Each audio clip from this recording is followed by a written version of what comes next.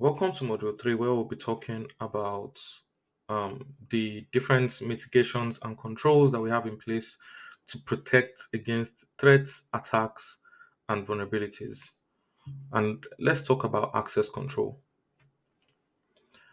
Access control helps us safeguard our digital resources by managing who can use them, and it helps us to ensure that only authorized users can access certain resources or perform certain actions, meaning it helps prevent unauthorized access.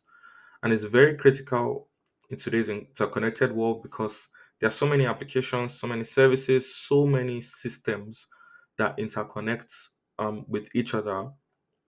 And without proper access control, um, there are going to be lots of problems, there are going to be lots of data breaches, and um, we need to properly manage access to resources. So, what is access control really? In cybersecurity, it's about regulating access to resources within any environment and permitting authorized users and blocking any entity that is not authorized. There are three major models of access control, which we'll be talking about. There's mandatory access control, discretionary access control, and role-based access control, or RBAC. With mandatory access control, access decisions are made based on specific security labels for users and objects, and it's just based on those labels. And in an example is that it's used in government and military to safeguard classified information. So you have specific labels that's attached to certain information, and you need a particular access level to be able to access information in that label. So you could have security clearances um, to access specific areas or specific types of information, and you can't access any information unless you have the required clearance level for that info. When it comes to discretionary access control, it's just based on owners. It's at the owner's discretion to decide who has access to specific information or resource, and it's usually used in your personal computers or smaller organizations. And an analogy is like you can control who has access to your treasure box and what they can do with it. Even in larger organizations, not every piece of information um, is discretionary access control. But for instance, if you create a file in a shared file storage, typically you would have the right to determine who has access to that file. But of course, there are going to be confidential information. There's going to be very sensitive information that only specific people should have access to.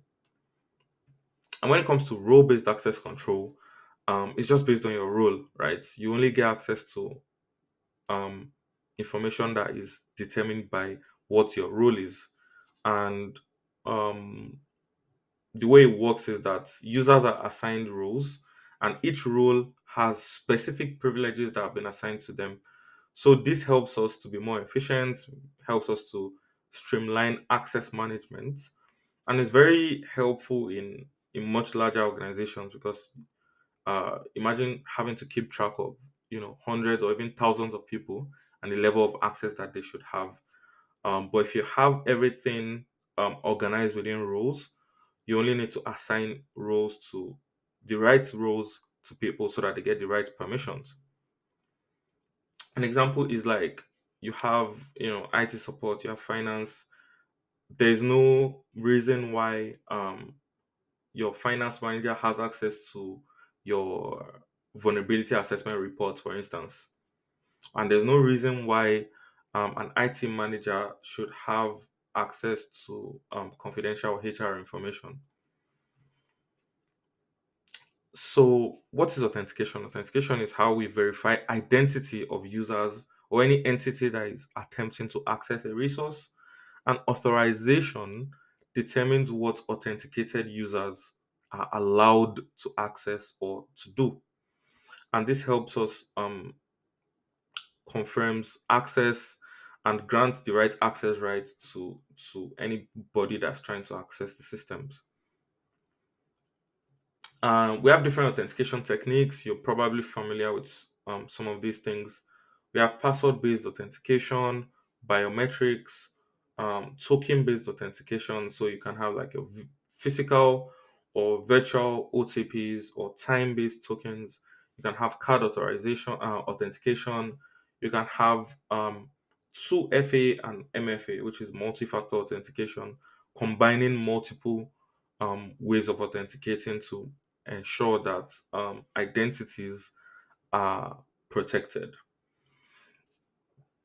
An authorization just determines, like I said previously, what actions or resources authenticated users can access or perform. So authorization only happens after you have authenticated the person's identity, and usually it's like, you're trying to access a building, there might be like a reception or a guard. um After verifying your identity, they might want to check your access permissions to make sure that you have the rights to access that particular area. Principle of least privilege is very important. It is making sure that only the minimum level of access that is necessary for each user or entity is applied or allocated. And it's a no-brainer, really. There's no reason why someone should have more access than they need, or access to resources that they don't need, because it helps us reduce our attack surface. So if a particular user gets compromised, um, only the scope of that user's access would be immediately at risk. And same thing with malware as well. When we have restricted permissions, it can prevent the blast radius or the impact of malicious software, because it would only have access to that particular user's permissions. So just to conclude, access control determines who sees what, who does what, and it helps us to safeguard our digital resources by protecting identities, protecting our resources, and reducing the impact of any compromise. Thank you, and we'll meet in the next lesson.